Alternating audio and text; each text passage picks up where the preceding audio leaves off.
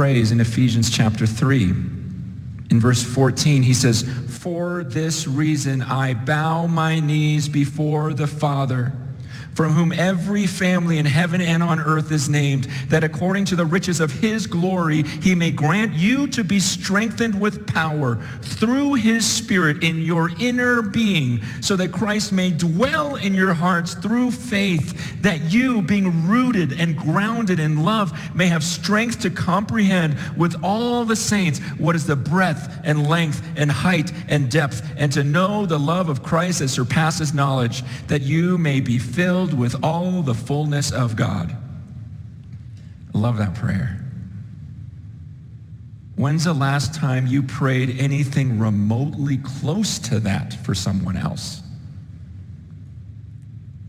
Been a pastor for almost 30 years. I don't hear people praying like this.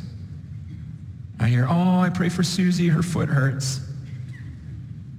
I don't hear this, "For this reason I bow before the Father."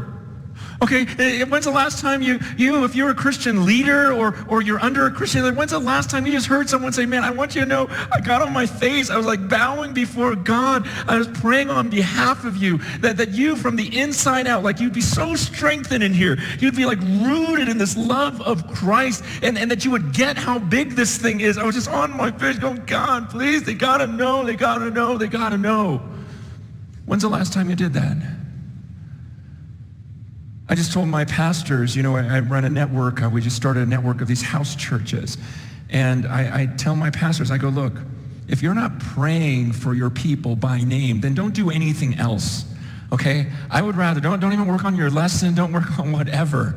Like the first thing, what if you had, I go, think about it. Imagine you went to a church, and your pastor was a terrible preacher, boring as heck, everything else, not a great leader, but you knew that he got on his knees. Like he had such a connection with God. You go, "Man, that guy up there knows God."